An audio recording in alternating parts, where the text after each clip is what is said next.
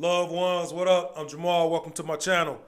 And we're going to talk about something that has affected a lot of people here recently, including myself, right? And I'm trying to figure out when exactly the shift kind of happened.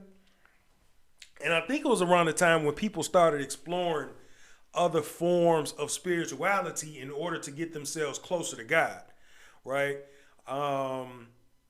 I think maybe around 10 to 12 years ago, it became more and more prevalent for people to explore other things to get them closer to God, which I'm all for. Whatever makes you a better person. What was that? Menace to Society?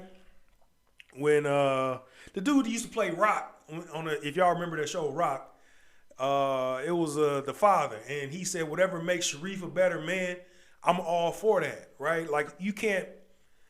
It don't matter what spiritual system you believe in, but look at the results, right? If it makes a person a better person, if it makes them more capable, if it makes them more kind, gentle, loving, able to provide better, I'm all for it, right?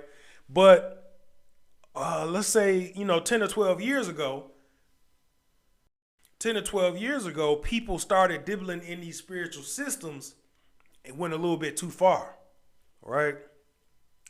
Then they started dibbling into witchcraft. And it's a difference between the spiritual system and witchcraft. See, back during nomadic times and tribal times, people used nature to call God into their lives, right? To call God to benefit themselves. So they talked to the wind and the rain, and they praised the wind and the rain because it provided sustenance for the crops that they were growing. How could you hate against somebody that is praying for crops to grow? That's how they eat. That's how they live. That's how they feed their cattle and their livestock. And you know what I mean? That's where they get their water from. So how can you be mad at somebody for, just praying for stuff that they need to live and survive every day? So, but it's a difference between a spiritual system which calls forth and brings forth and strengthens and unites you with God, and witchcraft. And witchcraft means that they are using those spirits and those forces to manipulate and control the will of other people, right? It's a difference in praying for what you need to survive and praying for somebody to do something outside of the will of God for their life. So that's the difference between a spiritual system and witchcraft, right? So, witchcraft, excuse me, you'll see people doing love spells to make people fall in love with them. You'll see them doing things to aggravate or to call forth demonic entities, all kind of different weird stuff, right? All kind of things that, would go against what a person desires for their life. But here's the trick. You can't do witchcraft on somebody else without first doing it to yourself. These people that's dibbling in this witchcraft, these people that's doing these love spells, these people that's dibbling and dabbling into all of these demonic and dark arts and rituals and spells and stuff like that, they cannot do it without first doing it to themselves. Here's why. Let's go to the book. You know what I mean? Let's go to the real book. None of that app. Let's go to the book. Genesis chapter 12. Now, if you know Genesis chapter 12, this is when God is establishing the covenant for Abraham, right? And he's telling Abraham, look, I'm going to be with you, man. Go and establish this kingdom and go and do the will that I'm telling you to do. So he's doing these things, right? And this is where God says, this is how God says, I will provide for you. And it's so powerful to read. But in chapter 12, verse 3, I will bless those who bless you, Abraham, all right? And I will curse those who curse you, Abraham. And in you, all of the families of the earth shall be blessed. because he's going to be a blessing. He's going to be doing what God has told him to do to bless other people. But the people that come against him are going to have to really deal with God on that level.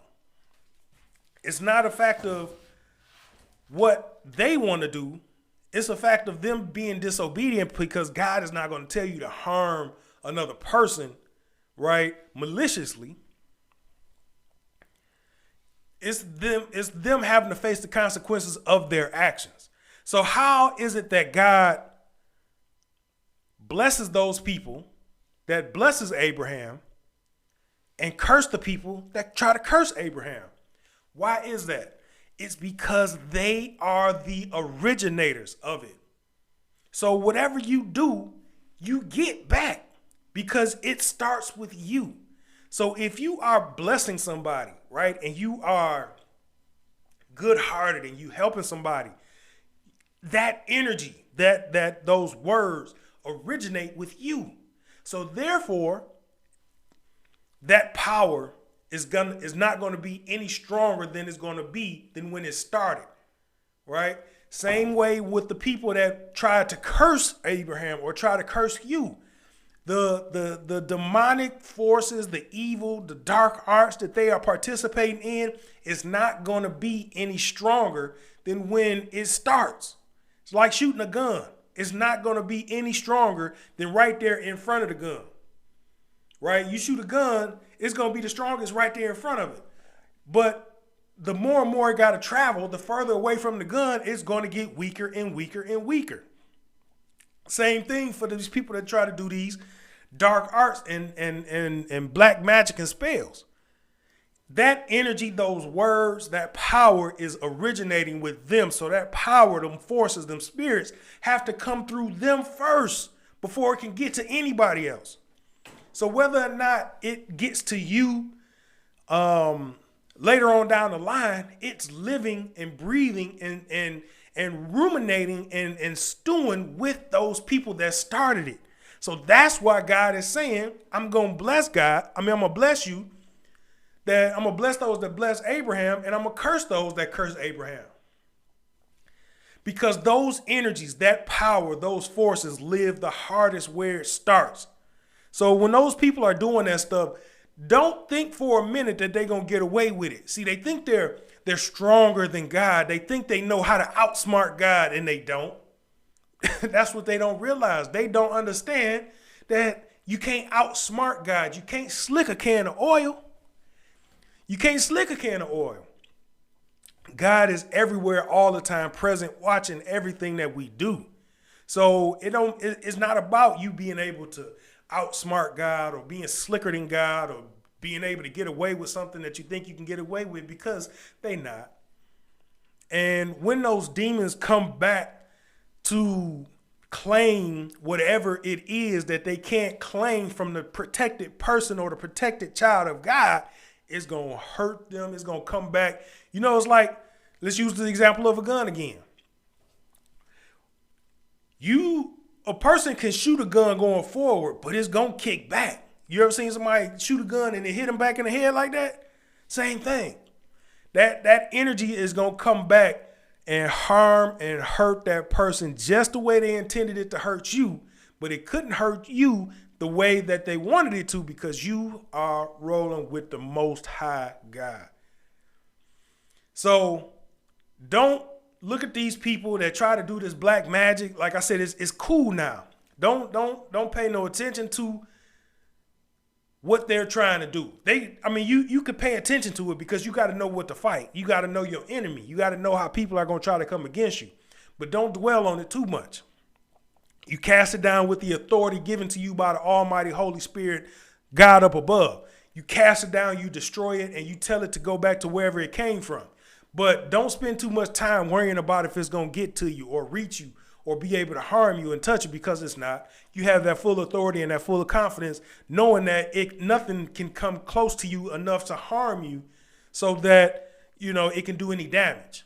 It might be a nuisance. It might be inconvenient, but harm you, it will not do. I love y'all. I'll catch y'all on the next video.